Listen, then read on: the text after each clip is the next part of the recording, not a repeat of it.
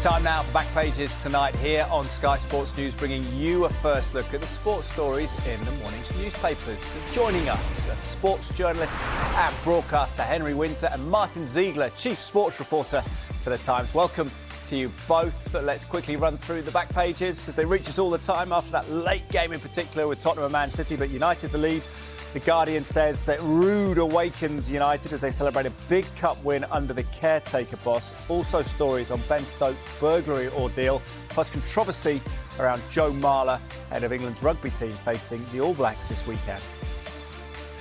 Telegraph for Sports Supplement also covers Van Nistelrooy, says the club may be made to wait until the November international break before they see Ruben Amorim arrive. Inside the Telegraph Sports page is really interesting read from Gareth A. Davis, marking the 50th anniversary of the Rumble in the Jungle as George Foreman relives that legendary bout with Muhammad Ali. Mirror covers Amorim's imminent arrival at Manchester United, but says the details are holding things up, and they cover Manchester City's defeat at Tottenham.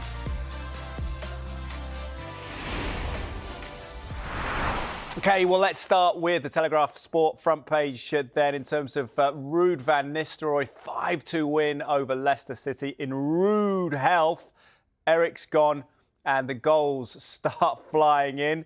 Henry looked every bit the manager tonight, didn't he, even if it is just a cameo? He looked absolutely terrific.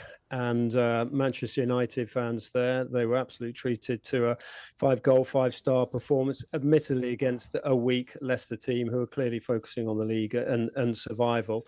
But what you saw, and Amorim, if he's watching from afar, would have been particularly interested in Manuel Ugarte, who he knows well, having worked with him before. He had probably one of his best games, or better games, for Manchester United in midfield.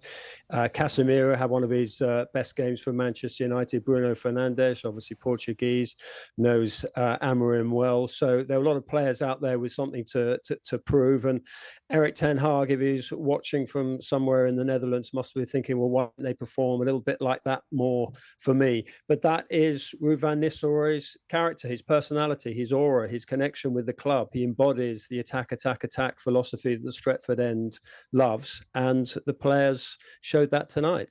And I suppose, Martin, it underscores the importance of United having maybe a cool-headed target in mind in Ruben Amorim, because you can see how the fans maybe could have been swayed if there was a void there.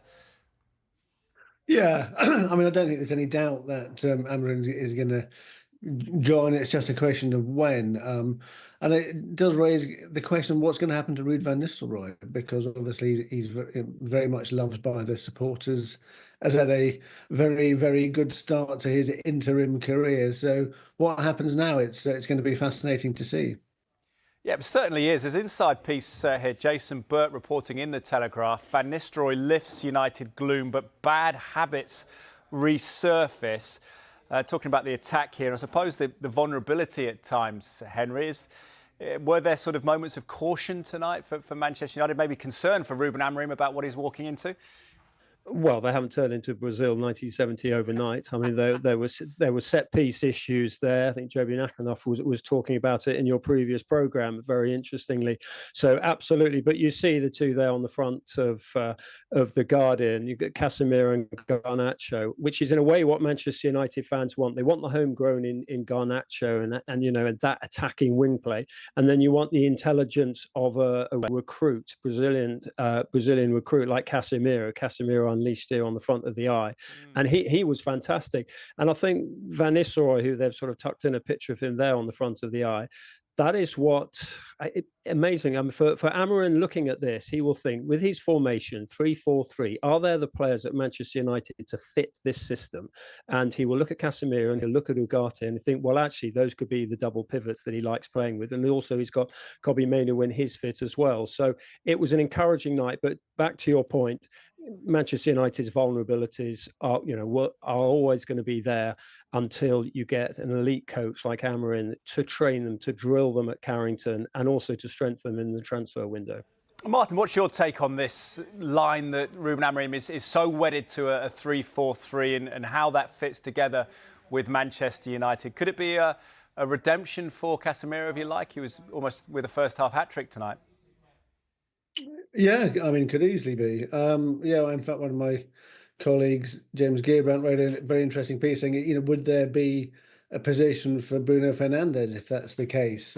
Because does he fit comfortably into that formation which Amorim likes so much? So, I mean, that's a big question mark. I mean, he had a really good match tonight, didn't he, Bruno Fernandes? But it's the first time he's really fired this season, perhaps you could say. So maybe he's trying to prove a point. I'm sure they all are, because why wouldn't you, when there's a new manager coming in, you're going to be trying your hardest. Absolutely. It's going to see if he does stay very committed to that three at the back. We'll see how it works at Manchester United in due course. But maybe some time that we have to wait. Certainly Ruud van Nistelrooy may well be in charge on Sunday. A lot of reports leaning that way, including the Telegraph, which we saw just the bottom half beneath the picture of Ruud van Nistelrooy in the front page of the sports supplement. James Ducker and Jason Burt at Old Trafford reporting United made to wait in tug of war for Amorim. Manager target could delay Old Trafford arrival to November the 24th. Sporting want Portuguese to stay for next 3 matches, which includes Manchester City in the Champions League. Henry, how much would this complicate matters, do you feel? Is it important to get him in now and get winning if there is going to be a charge for Champions League football? It's interesting, this, and the Mirror and the Express are going on this as well, that, being made to wait. I mean, I think, we can be slightly arrogant in England and think that managers and foreign clubs will immediately sort of drive their coveted coaches to the airport and pop them on planes to the UK. But actually, Sporting Lisbon have got some big games coming up, as you mentioned. They've got Australia on Friday, and then I think they've got Braga after the City match as well. So I think a lot of these moves take place in international windows anyway, so it makes sense for certainly from Sporting's perspective. I'm sure Manchester United would love him on the first plane into Manchester tomorrow morning. But then if he is going to come in the international break, his first game will be Ipswich away. There'll be an interesting experience for him. Welcome to English football and the atmosphere there. So I think that what is also in these pieces, Jason's pieces and the other pieces as well, have been highlighting the fact that compensation is wanted by Sporting, completely understandably, because they're losing major assets, not simply for the coach in Amorim, whatever it is, £8-9 million, but also for I think the 3 coaches and 2 sports scientists that he wants to bring as well. And there's a transfer market for coaches and sports scientists, and if it's £4 million in the grand scheme of things, Manchester United are going to have to stump that up. How practical or how rare is it as well, Martin, for a head coach, a manager to serve notice in this way? Do you envisage a slightly surreal changing room for Ruben Amorim in Lisbon? I'm not convinced that that's a good idea, because if people know you're going, then you certainly in football management, I think you're best out of the window, and then somebody else coming straight in, and then you can focus on your new job. Because if everybody knows you're going, there's this sort of feeling that it's a very odd situation. So I can see why they may want to hang on to him, because they haven't got anybody perhaps in place at the moment. But I can see that backfiring. I think it makes much more sense for everybody if he can start as soon as possible.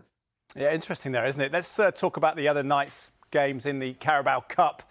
Henry, we've got them on the side there of the back page of the Mirror. Give us more cash is the headline regarding Ruben Amorim. But then Timo hits City. Timo Werner, we saw the good, the bad and the frustrating from him, didn't we? But he scored a great goal in the win over Manchester City. How big for Spurs was that tonight, Henry?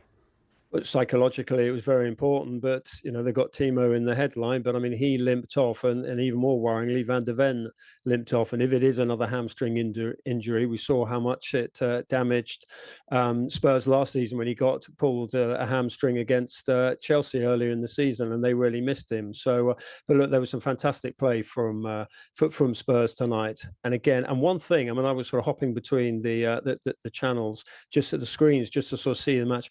Unbelievable turnout of away fans, 6,000, 5,000 Chelsea fans at Newcastle. I think there were 5,500 Arsenal fans at Preston, Liverpool fans down at, I can't remember Liverpool, down at Brighton. I mean, that's not exactly a short hop from Anfield. So, I mean, fair play to all the fans with their travelling. But yeah, that's worrying for Spurs. I mean, a good result, but they don't need more injuries, particularly to Van de Ven. Absolutely. Ange Postecoglou has pointed out, hasn't he, that he does tend to win a trophy in his second season in charge, but everything will be harder without Van de Ven. Possibly, I think Romero may be carrying a knock as well. Martin, what was your take on the injury complexion? Did it, I suppose, underscore some of the concerns about the amount of games and the intensity of these games? We saw Eberechi Eze score for Crystal Palace in the win at Villa, and then he went off shortly afterwards.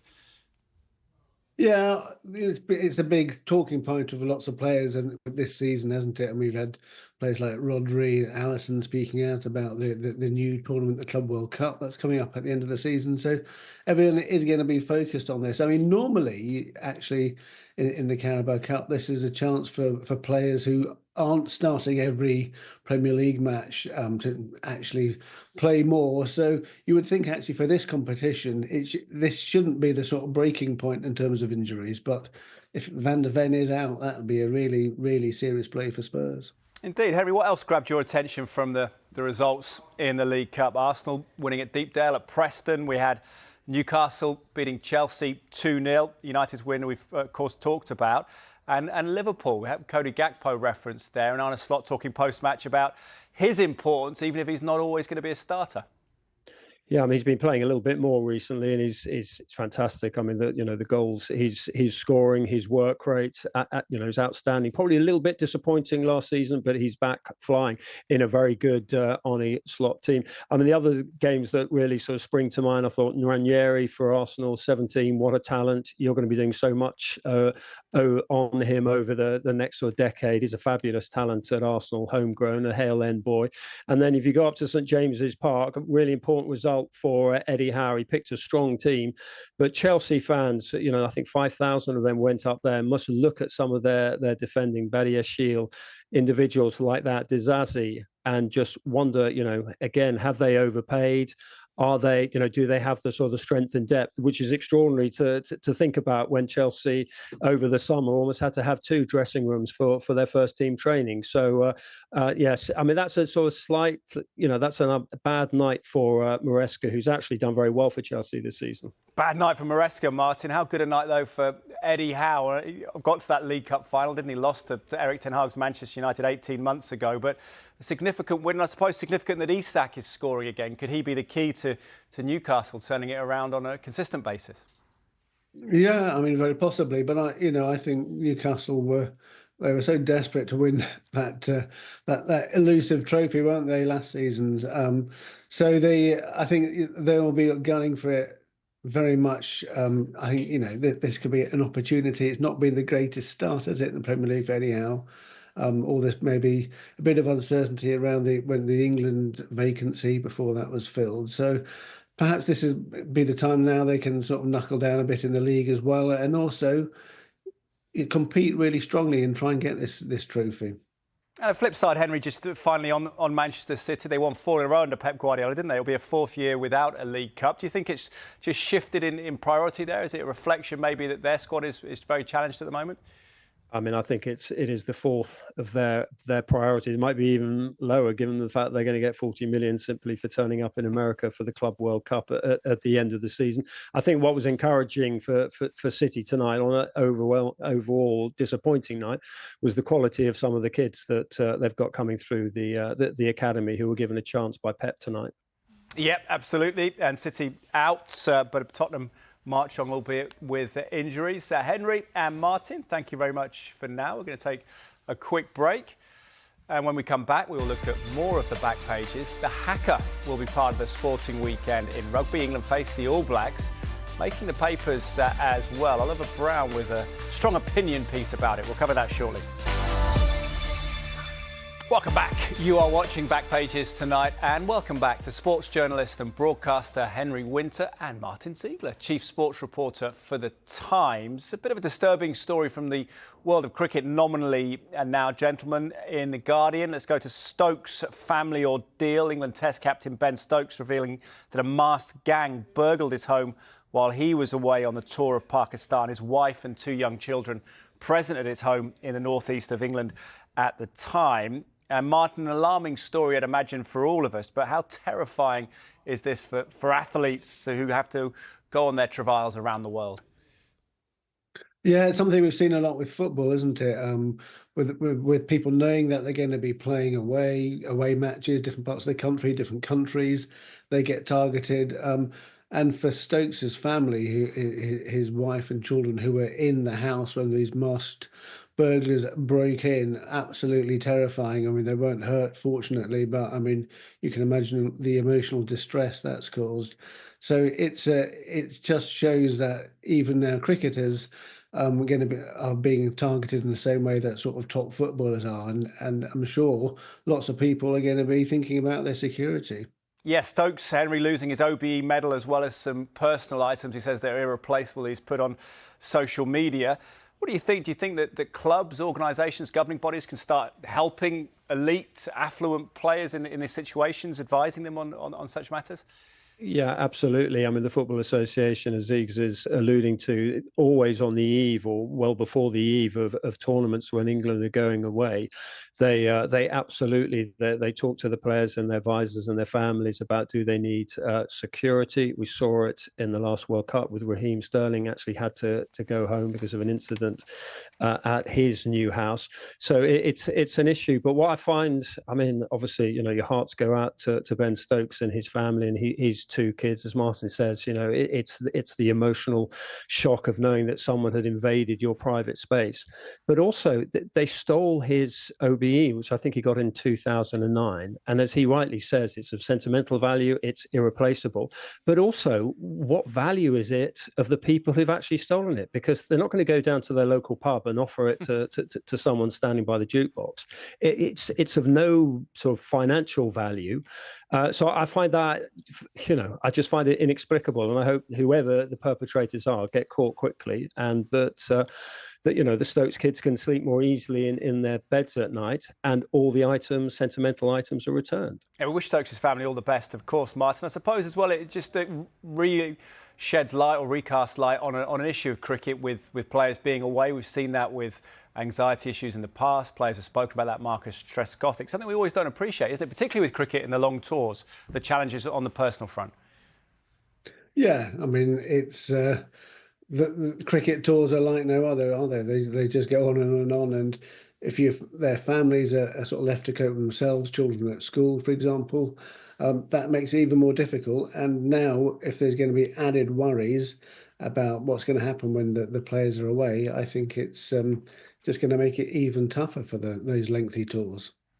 Absolutely. As we say, we wish Ben Stokes and his family all the very best, and best of luck as well in retrieving those personal items, including the OBE medal. Let's talk boxing. Now, usually not away for long for a fight, but in the case of the late, great Muhammad Ali and George Foreman, the rumble in the jungle took about 6 weeks after Foreman had an injury in the build-up. And here, an exclusive interview with Gareth A. Davis to mark the 50th anniversary of the clash in Zaire. Defeat by Ali hurt so much, I fought 5 men in one night to prove my strength. Henry, for young people and for people generally, how infamous is this occasion? One of, I suppose, the most infamous of all sporting events, is it? Well, it was extraordinary. It was 50 years ago. I mean, I've got one of George Foreman's grills, and that's about 30 years old. I mean, it's so far back. I mean, it was just one of the great fights. I mean, Foreman was champion, and Ali was just this incredibly confident, swaggering figure. And it's a brilliant piece by Gareth A. Davis. Great interview, and there's sort of memories that sort of come back of the type of things that sort of Ali was sort of singing almost as he went into the room. I wrestled with an alligator, I tussled with a whale, and Foreman really didn't know what hit him sort of with the poetry, and then Ali's tactics, which were rope-a-dope tactics, which are sort of to dance around the ring and just sort of wear Foreman, who was a formidable opponent, but wear him down just sort of psychologically as well as physically. So, it was remarkable. I mean, there were a lot of politics around it. I mean, it was, there were sort of lions prowling in the background, all sorts of things. It got delayed, I think, by about 5 weeks because Foreman got a cut when he was sparring. So one of the most sort of extraordinary sort of sporting events there's ever been. I mean, you call it infamous. I think it's famous as well as infamous, because there were many sort of positives as well as negatives to it. And the positive was just the extraordinary brilliance and eloquence of Muhammad Ali, probably, along with Pelé, the greatest sportsman the world's ever seen. Indeed, you're right, absolutely right. Very famous occasion. And I suppose it sealed, in a way, Muhammad Ali's legend. Of course, he would have had that anyway, Martin, but it's hard to maybe, I guess, to reflect how big a underdog he was going into that fight, because George Foreman was a fearsome young heavy-handed boxer, wasn't he? And Ali, there were question marks about his stage of his career. Yeah, Ali had been one of the greats before that, but it seemed like he was out of condition. Foreman was very much the favourite, but Ali came back and did what made him so brilliant. And there's a great film, When We Were Kings, but it's just the whole fight is absolutely extraordinary, everything around it. I mean, it would never happen today. You can't imagine the same. I know most of our heavyweight boxing fights now take place in Saudi Arabia, but nothing like that had happened before, and it would have, and has happened since. And I encourage everybody to see the film, and a great interview too by Gareth. It is, yeah. Congratulations, Gareth A. Davis, on that piece as well. And George Foreman on fine form. Good to see him doing very well still. Let's talk rugby union then. And the question over the Haka ahead of England versus New Zealand this coming Saturday. Back page of the Express, top of the page, Marler's mystery departure. Joe Marler, who won't be playing for England in the match, left the England camp the day before. He wound up the All Blacks by saying the Haka should be banned, writing on X saying it should be binned. He then deactivated his X account. Martin, what do you make of this? Is it a storm in a teacup, or is there a serious issue at hand here about whether the Haka should take place and how you should be able to respond to it? I think Marler wants a rugby league style challenge to be allowed. Yeah, I think it's definitely a good debate to have. I mean, it does sound like Marler actually had departed the squad before he made these comments about the Haka. So perhaps it's not actually connected to that. But yes, lots of people, lots of commentators are saying actually the Haka has had its day. I like it, but I do think it gives New Zealand a significant advantage before the start of the match. And if you saw the Samoan Rugby League team against England a couple of days ago, when they basically clashed heads with their opponents, something like that I think is much fairer in allowing both sides to participate in this sort of, which is a tradition, but it also is good fun. Henry, any opinion on it? I know Oliver Brown, writing The Telegraph, has a comment here that Haka is an overused curiosity rather than spine-chilling ritual. He says there are different ways to contend with it rather than fronting up. Campese, he said, spent the time just practising his kicks at the '91 World Cup. What's your take on the Haka? Yeah, well, Ollie's in a rich vein of form at the moment, and I urge everyone to read this piece. I wouldn't call it an overused curiosity. I'm going to Twickenham on Saturday, and it's fascinating to see. It's part of sport and not simply a rugby union. But I absolutely agree with his payoff that the opposing team should be allowed to do what they want. And if that's advance, if that's sort of, scroll on their phones, if that's sort of practicing kicking, if that's talking to their agents or just in the Guinness tent, then fine, do that. But otherwise, let the All Blacks do what they do brilliantly. We'll look forward to the game. Henry, enjoy it. Thank you very much, Martin, as well, for being on the show.